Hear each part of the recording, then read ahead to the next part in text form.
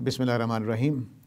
اسلام اور عورت کے حوالے سے ہم قوام کے سلسلے میں کچھ گفتگو کر رہے تھے اور اس میں ہم نے پچھلی نشست میں یہ بات سمجھی تھی کہ قوام سربراہی کے ساتھ دو حق اللہ تعالیٰ نے شوہر کو دیے ہیں۔ اس میں ایک یہ ہے کہ نشوز کی صورت میں وہ اپنی بیوی کے ساتھ کیا کرے گا، اور دوسرا حق طلاق اس کے پاس ہے۔ تو جو نشوز ہے اس کے حوالے سے قرآن مجید کا حکم کچھ یوں ہے کہ واللاتی تخافون نشوزہن فعظوہن وہجروہن فی المضاجع واضربوہن فإن أطعنکم فلا تبغوا علیہن سبیلا۔ وہ خواتین جن سے تمہیں اندیشہ ہے کہ وہ نشوز اختیار کریں گی، یہ محاورہ ہے عربی زبان کا، مثلا نشوز ظاہر ہو جائے اگر ان سے، تو تم ان کو نصیحت کرو گے، وہجروہن فی المضاجع، اور اپنے بستروں میں ان کو چھوڑ دو گے، واضربوہن، اور ان کو ضرب لگاؤ گے۔ یہ تین اقدامات ہیں جو نشوز کی صورت میں ایک شوہر اپنی بیوی کے خلاف کر سکتا ہے۔ پھر دوبارہ بتا دوں کہ نشوز کا مطلب آخری درجے کی نافرمانی ہے۔ شوہر گھرانہ سب کو تسلیم نہ کرنے کا نام ہے، اور یہ دنیا میں اکثریت میں نہیں ہوتا۔ بہت تھوڑی خواتین اپنے شوہروں کے خلاف یہ اقدام کرتی ہیں، اور اس کی وجہ بھی عام طور سے شادی کے وقت غلط فیصلے ہوتے ہیں کہ مناسبت کے بغیر شادی ہو جاتی ہے۔ تو نشوز ایک جرم ہے، جس جرم کے لیے یہ بات کی جا رہی ہے، اس میں خاتون زیر بحث نہیں ہے، یعنی بیوی زیر بحث ہے جو مجرمانہ اقدام پر آ گئی ہے۔ مجرمانہ قدم کیا ہے کہ اس نے گھرانے کو توڑنے کا، شوہر کو شوہر ماننے کا، گھر کو گھر ماننے کا فیصلہ ترک کر دیا ہے۔ وہ کسی پہلو سے بھی گھر بننے نہیں دے رہی، کسی پہلو سے بھی اس ڈھب میں نہیں آ رہی جو گھر چلانے کے لیے ضروری ہوتا ہے۔ وہ ڈھب شوہر کو بھی اختیار کرنا پڑتا ہے اور بیوی کو بھی اختیار کرنا پڑتا ہے۔ اسی سورہ نساء کے اختتام پہ شوہر کے نشوز کا بھی ذکر آیا ہے کہ وہ بھی نشوز کرتا ہے، وہ بھی مجرم ہوتا ہے، اس کے طریقہ علاج اللہ تعالیٰ نے الگ بتایا ہے۔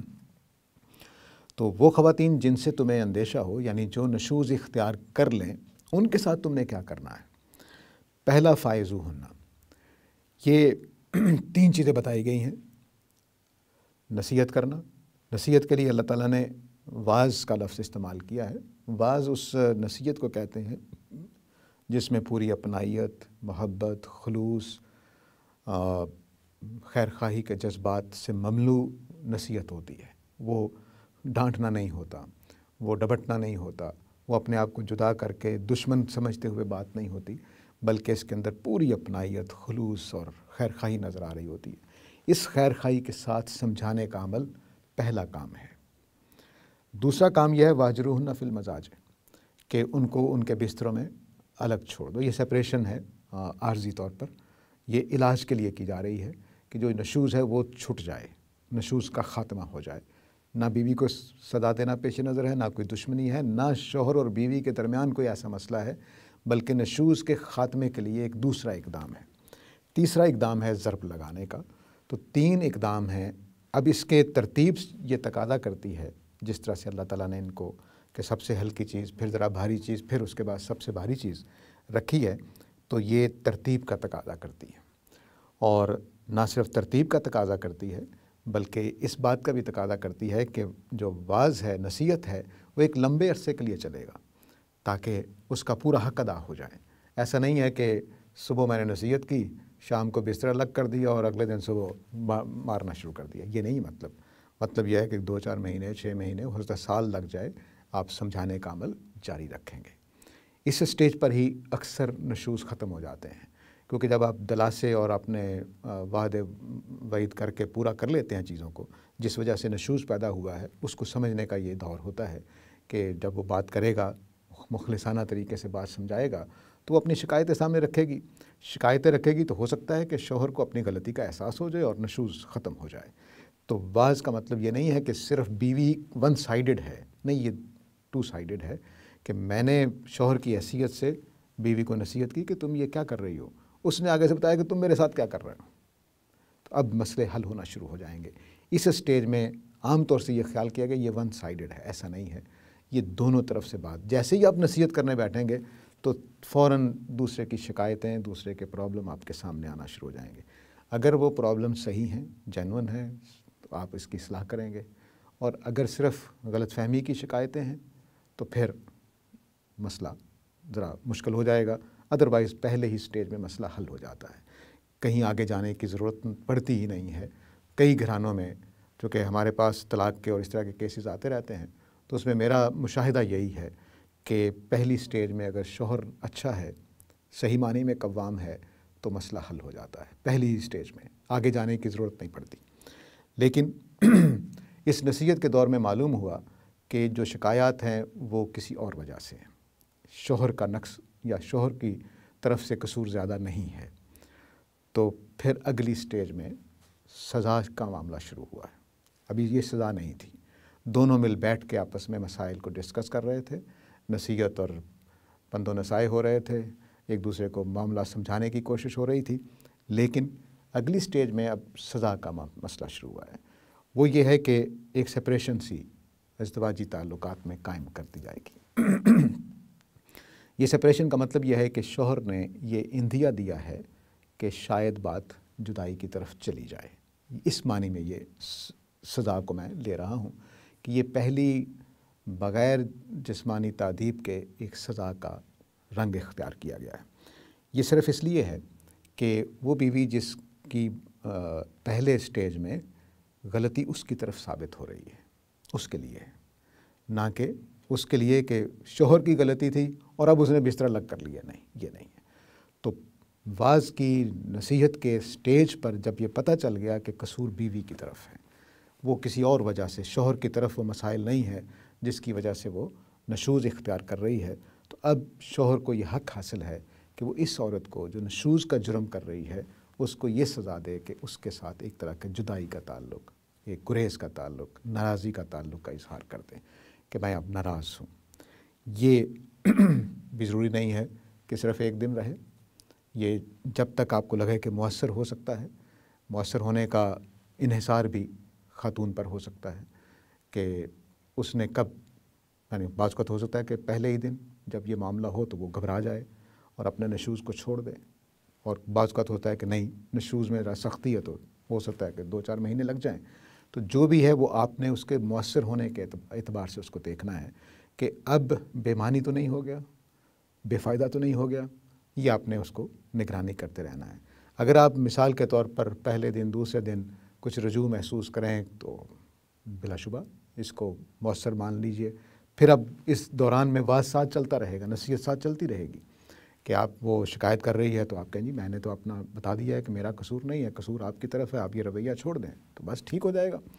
تو یہ دوسری سٹیج ہے، اس میں بھی میوچل چلنا ہے، ایسا نہیں کہ بستر میں چھوڑ دیا تو اب کوئی بات ہی نہیں کرنی، کچھ دیکھنا ہی نہیں ہے کہ میری اس اقدام سے کوئی فائدہ ہو رہا ہے کہ نہیں ہو رہا ہے، اس کے نشوز میں کوئی کمی آ رہی ہے کہ نہیں، وہ نشوز چھوڑ کے بیٹھی ہوئی ہے اور آپ نے بستر پہ چھوڑ کے بیٹھے ہوئے ہیں، یہ درست رویہ نہیں ہوگا۔ تو یہاں بھی میوچلی بات چل رہی ہے۔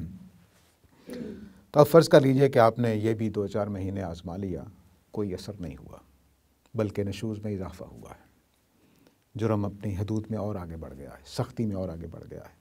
اب تیسری سٹیج ہے، اس کو قرآن نے کہا ہے کہ وَاضْرِبُوهُنَّ، ان کو ضرب لگا سکتے ہیں۔ اب ضرب لگانے کا کیا مطلب ہے؟ ہمارے ہاں ایک لفظ بولا جاتا ہے آپ سزا دے سکتے ہیں، جسمانی سزا دے سکتے ہیں، ایک لفظ بولا جاتا ہے تعذیب کر سکتے ہیں، ایک لفظ بولا جاتا ہے مار سکتے ہیں، یعنی پٹائی کر سکتے ہیں۔ مار سکنا قتل کے معنی میں نہیں بلکہ صرف پٹائی کے معنی میں۔ یہ اب ایک مشکل جگہ ہے، یہ بالکل ویسے ہی ہے جیسے ایک مجرم کو ہم سزا دیتے ہیں۔ تو اب شوہر کے دونوں سٹیجز گزرنے کے بعد یہ واضح ہو چکا ہے کہ غلطی شوہر کی طرف نہیں ہے، نشوز عورت کی طرف سے ہو رہا ہے، اور وہ ایسی وجوہات ہیں کہ جو طلاق والی نوبت بھی نہیں ہے، طلاق بھی نہیں دی جا سکتی، لیکن ایسی بھی نہیں ہے کہ اصلاح ہو سکی دونوں سٹیجز میں۔ تو اب اس کے لیے تادیب کا کوئی راستہ اختیار کیا جائے گا۔ کبھی کبھی میرے ذہن میں یہ خیال آتا ہے کہ ضرب کے اندر یہ مفہوم بھی ہوتا ہے کہ ان کو اس ڈھب پر لے آؤ، اب کچھ زبردستی کرنی پڑے گی، کچھ سمجھانے سے اگلی بات کرنی پڑے گی، تو اس کو ڈھب پر لانے کے لیے کہ وہ دوبارہ اس خاندان کے اندر اپنا جو مقام ہے اس کو پالے، قوامیت کو قبول کر لے، شوہر کو شوہر ماننے لگ جائے، خاندان کو خاندان ماننے لگ جائے، اس مقصد کے لیے یہ سزا ہے۔ یہ ٹانگیں توڑنے کے لیے نہیں ہے، سر پھوڑنے کے لیے نہیں ہے، بلکہ اس ڈھب پر لانے کے لیے ہے۔ تو یہ تیسری سٹیج ہے، ٹھیک ہے۔ اب اس میں کون کرے گا؟ یہ مارنے کا کام کون کرے گا، شوہر یا عدالت؟ اس کے اوپر دونوں امکانات ہیں، کیونکہ جب ہم یہ حکم آگے پڑھتے ہیں تو آگے چل کر اللہ تعالیٰ نے بتایا کہ اگر تمہارے میاں بیوی کے درمیان یہ امکان پیدا ہو جائے کہ اب جدائی ہونی ہے، تو پھر کچھ سوسائٹی میں سے کچھ ان کے گھر والوں سے کچھ ان کے گھر والوں سے لوگ لے آؤ۔ اب یہ معاشرہ کام کر رہا ہے، تو یہاں وضربوہن میں بھی اگر کسی معاشرے میں قوام اچھے نہ ہوں، شوہر اچھے نہ ہوں، ان کی اخلاقی تربیت نہ ہوئی ہو، وہ ظالم قسم کے ہوں، تو یہ اختیار عدالت اپنے پاس لے سکتی ہے۔ یہ سدًا لذریعہ کے اصول پر ہے تاکہ ظلم نہ ہو، لیکن بنیادی طور پر شوہری کو یہ حق دیا گیا ہے، لیکن شوہر سے یہ حق چھینا جا سکتا ہے۔ پہلے دو حق تو شوہری کے ہیں، وہ تو نہیں چھین سکتے، لیکن وضربوہن کے اوپر پابندیاں لگائی جا سکتی، جیسے نبی صلی اللہ علیہ وسلم نے بھی لگائی کہ تم ایسی ضرب نہیں لگاؤ گے جس سے کوئی نشان پڑ جائے، جس سے کوئی عضو ٹوٹ جائے، ڈیمیج ہو جائے، ایسا نہیں ہوگا۔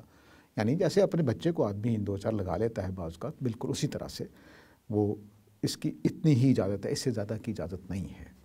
تو اب وہ پابندیاں نبی صلی اللہ علیہ وسلم نے لگائیں کیونکہ صحابہ تھے، صحابہ سے آپ کو اچھی توقع تھی۔ ہمیں ہو سکتا ہے اچھی توقع نہ ہو تو ہم عدالت تک لے جا سکتے ہیں کہ یہ کام عدالت کرے گی کہ اب نشوز کی صورت میں شوہر کے اس حق کے منوانے کے لیے ایک عدالت یا ایک پنچایت یا رشتہ دار مل کر کیا سزا تجویز کرتے ہیں، تو وضربوہن یعنی ان کو سزا دی جائے گی۔ اب اس میں یہ بتا دیا کہ فَإِنْ أَطَعْنَكُمْ، اب یہ لفظ بہت اہم ہے کہ اگر وہ تمہاری بات مان لیں، نشوز چھوڑنے کی ترک کر دیں، تو پھر ان کے خلاف تمہیں کوئی اور اختیار حاصل نہیں ہے، تمہیں بھی اپنا اس کو قبول کر لینا چاہیے، اور جو پیچھے بات ہو گئی سو ہو گئی، اب وہ ختم ہو گیا۔ تو گویا نشوز دراصل ایک سنگین قسم کا جرم ہے جو بہت تھوڑی تعداد کی لوگوں کے عورتوں کی طرف سے سامنے آتا ہے، اور بہت تھوڑی تعداد ایسی ہوگی جن کو اس پورے مراحل سے گزرنا پڑے گا۔ اچھی خواتین، اچھے شوہر پہلی ہی سٹیج میں مسئلے کو حل کر لیتے ہیں، یہی دیکھا گیا ہے۔ آخری سٹیج میں جا کر یا وہ شوہر نکما ہوتا ہے، جاہل ہوتا ہے، جذباتی ہوتا ہے، یا وہ بیوی کچھ زیادہ اکھڑ مزاج ہوتی ہے، ورنہ وضربوہن تک بات جاتی ہی نہیں ہے۔ لیکن چونکہ پورا قانون جب دیا جاتا ہے تو پوری سٹیجز بتا دی جاتی ہیں، اس سے آگے نہیں جایا جا سکتا، وضربوہن سے آگے شوہر نہیں جا سکتا، یہ اس کی آخری لمٹ ہے۔ تو قانون بتاتے ہوئے آخری حد بھی بتا دی جاتی ہے تاکہ کوئی اس سے زیادہ تجاوز نہ ہو۔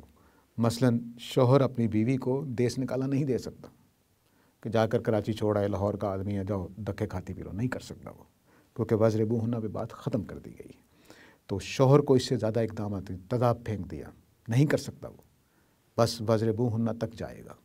تو قانون کا ایک پہلو ہوتا ہے کہ اللہ نے حق کیا دیا ہے، ایک پہلو ہوتا ہے کہ کہاں تک جا سکتا ہے شوہر، اس سے آگے جائے گا تو وہ مجرم ہے، اب اس کی پٹائی ہوگی، اب اس کو سزا ملے گی۔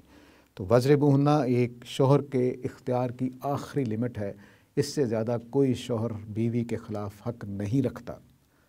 آیتوں کا اصل محل یہ ہے، لیکن لوگوں نے سمجھا کہ پتہ نہیں کیا دے دیا ہے، نہیں، اس کو روکا گیا ہے کہ اس سے تم آگے نہیں جاؤ گے۔ تادیب سے آگے، تادیب کا مطلب ہوتا ہے ادب سکھانے کے لیے کچھ سزا دینا، ادب سکھانے کے لیے، تہذیب سکھانے کے لیے، یہاں یہ ہے نشوز ختم کرنے کے لیے کچھ سزا دینا۔ اس سے آگے شوہر نہیں جا سکتا، جائے گا تو وہ سوسائٹی کا بھی مجرم ہے، خدا کا بھی مجرم ہے۔ چنانچہ فرمایا کہ فَإِنْ أَطَعْنَكُمْ، تمہاری بات جب مان لیں تو بس کوئی راستہ نہیں ہے، اس سے آگے ہم نہیں جا سکتے۔ یعنی اب ایک ہی صورت رہ سکتی ہے کہ ہماری تینوں کوششوں کے باوجود نشوز ختم نہیں ہوا، تو قرآن نے پھر اگلا حکم دیا ہے، وہ انشاءاللہ اگلی نشست میں دیکھیں گے کہ پھر اس کا کیا حل ہے، کہ اگر نشوز ختم نہیں ہوا، شوہر نے اپنی تینوں یہ حق ایکسرسائز کر لیے اور مسئلہ حل نہیں ہوا، تو پھر اگلی اللہ تعالیٰ نے راستہ بتایا ہے۔ تو اگلی نشست تک کے لیے اجازت دیجیے، خدا حافظ۔